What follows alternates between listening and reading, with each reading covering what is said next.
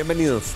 Mucho le debemos los colombianos al aporte de las comunidades judías en nuestro país que han hecho empresa, que han hecho industria. Y el mundo entero hoy está pendiente de lo que ocurre en Israel. Volvimos otra vez a los titulares acerca de los ataques contra Israel. Esta vez fue literalmente una lluvia de más de 600 cohetes disparados contra la gente de Israel, contra las casas de Israel, contra las ciudades de Israel. El director de las comunidades judías en Colombia es un prestigioso profesor universitario del Rosario, del Externado, de la Sergio, y es columnista de prensa, es Marcos Pekel. Y me da mucho gusto saludarlo hoy para que tratemos de entender qué es lo que está pasando en este momento. Profesor Pekel, bienvenido. Juan, muchísimas gracias por la invitación. Un gusto estar acá en esta que considero mi casa en Red Más Noticias. Así es. Y explíquenos para nuestros televidentes qué está pasando, qué pasó, qué fue esa lluvia de cohetes, más de 600 cohetes dispuestos a hacer daño, a causar muertes, que llovieron contra Israel. Sí, lamentablemente es una ronda más que se dan cada rato entre Hamas y Israel. Hamas lanza cohetes a la población civil de Israel y hay que entender por qué está pasando y qué es Gaza. La Franja de Gaza es un territorio de unos 300 kilómetros cuadrados que estaba gobernada por la Autoridad Palestina. Y en el año 2007, Hamas, que es una organización considerada terrorista por los países de Europa, por la mayoría de países árabes también, tomó control por la fuerza de la Franja de Gaza, expulsó al gobierno legítimo, internacionalmente reconocido de la Autoridad Palestina, Mahmoud Abbas, y desde entonces la situación en Gaza es esta, recurrentes enfrentamientos que a veces van a situaciones más complicadas, en la que Hamas lamentablemente, en vez de buscar cómo mejorar la situación de su población, unos 2 millones de palestinos que viven allí, todos los recursos que consigue, por donde sea que los consigue, los invierte en más armas, en más cohetes, en más drones, para atacar a Israel. Y esa población que está en Gaza vio cómo desplazaron a la Autoridad Palestina, que han sido pues dos grandes líderes, Yasser Arafat y Mahmoud Abbas, y hoy es Hamas. ¿Patrocinado por quién? ¿Financiado por quién? Hamas tiene bastante ayuda de Irán. Ha sido su principal patrocinador. Hubo un tiempo donde Irán dejó de ayudar a Hamas, pero hay otra organización que es la Yihad Islámica.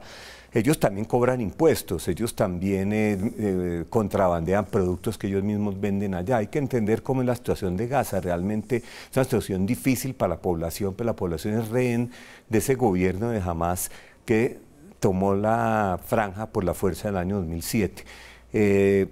Y en este momento, pues en los acuerdos que se firman con Israel, aceptó que Qatar enviara plata para Hamas para pagar los sueldos de los trabajadores, pues Hamas tiene también que gobernar un territorio, tiene que proveer servicios, pero lamentablemente Hamas está más interesado en ese enfrentamiento militar con Israel que en realmente construir un entorno amable para la población de Gaza. Marcos, está Hamas y está la Yihad Islámica. Para nuestros televidentes, ¿qué es la Yihad Islámica? La Yihad Islámica es una organización con ideología similar, porque dentro de la población palestina son musulmanes sunitas. Yihad es una organización que compite con Hamas, y Yihad es una organización mucho más apoyada y mucho más supeditada a los intereses de Irán. Hamas ha en algunos momentos mantenido cierta independencia, pero la Yihad no. Y a veces Irán es el que alborota también la situación en Gaza, ordenándole a la Yihad mandar cohetes, cuando hay situaciones que pueden estar pasando en Siria. Por ejemplo, si Israel bombardea objetivos militares iraníes en Siria, entonces Irán le puede ordenar a la Yihad calentar la frontera con Gaza. Eso es una situación lamentable, porque en última los palestinos están siendo rehenes aquí de dos organizaciones que no tienen como objetivo el interés de la población palestina que vive en Gaza. Para nuestros televidentes, es como si se construyera un muro entre Bosa y Soacha y desde uno de los dos lados dispararan cohetes al otro. Eso es lo que pasa en la Franja de Gaza. Hay un muro que separa Israel del territorio de Gaza y disparan contra Israel. Israel ha construido su famoso domo de hierro para protegerse justamente de los ataques aéreos y se dice que es un ejemplo en el mundo de seguridad. ¿Qué pasó esta vez? No, es que sí, hay varias cosas. Primero, Juan, no es un muro, sino es una valla. Y una valla que no existía. Esa valla se comenzó a construir en el año 2000, lamentablemente, por esa situación de violencia que ya empezaba a gestarse desde Gaza. Antes eso era vale abierto. La precisión. Y muro, claro, sobre todo con lo que se habla de México y Estados Unidos. Sí. Es una valla, ahí es una valla. Una estructura que separa y divide los dos territorios. Sí, como le decía, es lamentable porque si usted habla con los pobladores ahí que han estado viviendo ahí por muchos años, antes era abierto completamente y los niños judíos iban a la ciudad de Gaza a jugar o iban a comprar. Lamentablemente la situación de violencia generada desde Gaza ya desde antes de que Hamás se tomara el control, pero ya existía Hamás del año 87. Entonces hoy en día hay una malla de seguridad. Esa malla tiene unos cruces fronterizos, unos cruces para personas y unos cruces para mercancías. Y el domo de hierro, la cúpula de hierro, sirve para interceptar cohetes que se lanzan desde Gaza. Es un sistema muy sofisticado que desarrolló Israel, pero que, como vimos en este caso, pues intercepta la mayoría, pero no todos. Y cuando un cohete pasa y golpea, pues pasa lo que pasó esta vez, que murieron 4 israelíes, uno en su carro que le cayó el cohete encima, un cohete se cayó en una escuela donde no había niños, porque Israel desde el año 48 ha construido toda una estructura para proteger a sus ciudadanos y eso en Israel es muy importante, no solo los refugios, sino también el sistema de cúpula de hierro. Los refugios están como en el ADN de las personas en esas zonas, ¿no? Suena una alarma y la gente sabe que tiene 1 minuto y medio, 50 segundos, 2 minutos para correr hasta un refugio. 15 segundos, Juan, 15 segundos para correr hasta el refugio. Y se hacen entrenamientos, claro, la gente sabe, primero que todo, todos los que residen en las distintas poblaciones de Israel saben dónde están los refugios más cercanos. Ya las ciudades más grandes como Tel Aviv, pues Tel Aviv es una ciudad donde el conflicto a veces no se siente mucho, entonces la gente no tiene tanto esa conciencia, pero están los refugios ahí. Y muchos de esos refugios están pintados y pintados con todo tipo de motivos, pero en las ciudades cercanas a Gaza sí saben que tienen 15 segundos para ir al refugio más cercano, saben dónde está, van caminando por la calle conscientes de que el refugio está aquí, de que el refugio está allá. Todos tienen el plano en la cabeza de dónde están. Bueno, la ciudad de Sderot, por ejemplo, es muy impresionante lo que pudimos ver. Los cohetes que han ido disparando los tienen prácticamente exhibidos y conviven con esa propensión a los ataques cotidianos. Sí, sí es lamentable realmente. Ojalá algún día hubiera una solución política al problema de Gaza, pero en Sderot usted vio que parados ahí se veía la verja de separación, la malla, y al otro lado estaba Gaza. Y se veía la ciudad de Gaza con sus grandes edificios. Como digo, en unos años eso era una frontera de pasar a pie, hoy en día pues no se puede. Y los cohetes en Sderot, que es la ciudad que más ha sufrido de todas las poblaciones de Israel, porque es la ciudad más grande cercana a Gaza, pues obviamente están los refugios, se han reforzado además las estructuras, los colegios y todo para evitar que un cohete cause una tragedia.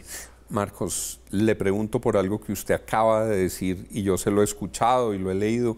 La solución es política, tiene que ser política, dice usted. La solución tiene que ser política, no solo en el tema de Gaza, sino en el conflicto palestino-israelí en general. Y primero que todo, usted mismo lo dijo, Juan, al comienzo, la división palestina entre la autoridad palestina y Hamás hace que hoy en día el principal enemigo de Hamás es la misma autoridad palestina. Las peleas entre ellos no han podido todavía sanarlas en años y años que las han tenido desde que Hamás tomó control de Gaza hace ya 12 años. Pero la solución es política. En el caso de Gaza hay que tener un gobierno en Gaza que quiera realmente mejorar la situación de la población, que quiera invertir los recursos de mucha ayuda que llegaría a Gaza, pues usted sabe, Juan, que el conflicto palestino-israelí es mediático y también los países y las organizaciones ayudarían. Pero si saben que la ayuda que va a llegar allá va a ser invertida en túneles de ataque, va a ser invertida en cohetes, pues no va a llegar ninguna. Pues tiene un gobierno en Gaza que realmente quiera mejorar la situación de los 2 millones de habitantes, construir infraestructura. Gaza tiene muchísimo potencial. Gaza tiene, primero que todo, cerca a sus costas, campos de gas que podrían ser explotados. Segundo, tiene unas playas absolutamente divinas que pueden ser explotadas. Tiene capacidad agrícola, no es tan desértico. Por lo tanto, tiene un potencial enorme, pero si el gobierno lo que quiere es atacar al vecino en vez de desarrollarse a sí mismo, pues vamos a seguir en este tipo de situación. Quienes puedan ver las imágenes de Israel se impresionan en lo favorable por la capacidad, la pujanza, el emprendimiento, lo que han logrado. Dice Marcos, en Gaza habría muchas posibilidades. Israel es una isla verde rodeada de desiertos, gracias a lo que han hecho en tratamiento de aguas, en microrriego. Israel inventa una tras otra. Israel logra desarrollar tecnologías que son únicas, desde el Waze hasta especies nuevas que hoy están acogidas en el mundo como el tomate cherry.